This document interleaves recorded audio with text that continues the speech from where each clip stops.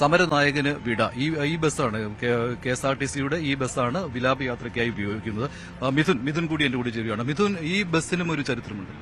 തീർച്ചയായും മനുഷ്യ, അതായത് 2006 മുഖ്യമന്ത്രിയായിരുന്ന വേളയിൽ അദ്ദേഹം ഉദ്ഘാടനം ചെയ്തതാണ്. അതായത് കേരളത്തിലെ ആദ്യ ലോ ഫ്ലോർ ബസ്സുകളിൽ ഒന്നാണിത്. അന്ന് ആ സമയം അദ്ദേഹം ഉദ്ഘാടനം ചെയ്ത ആ ബസ്സുകളിൽ ഒന്നാണ്. അന്ന് മാധ്യമപ്രവർത്തകരെയൊക്കെ ഒപ്പമിരുത്തിക്കൊണ്ട് അദ്ദേഹം ഒരു സിറ്റി റൈഡൊക്കെ നടത്തിയ ഒരു സാഹചര്യം ഉണ്ടായിരുന്നു. ആ ബസ്സിൽ തന്നെ അദ്ദേഹത്തിന്റെ തലസ്ഥാനത്തോട് വിട പറയാൻ അദ്ദേഹത്തിന്റെ വിലാപയാത്രയ്ക്ക് ഒരുക്കുന്നു എന്നുള്ളതാണ് ഏറ്റവും പ്രധാനപ്പെട്ട കാര്യം. അങ്ങനെ ഒരു ചരിത്രം കൂടിയുണ്ട് ഈ ബസ്സിന് എന്നുള്ളതാണ്.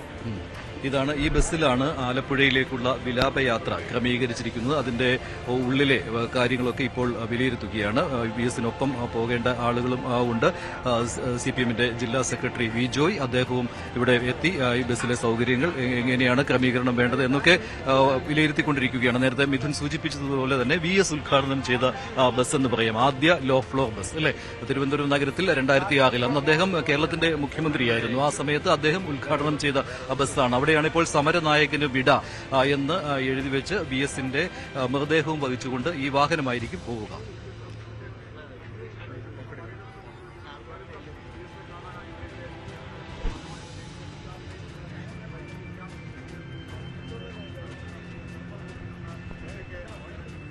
അകത്ത് കയറിയ ദൃശ്യങ്ങൾ നോക്കാം. അകത്ത്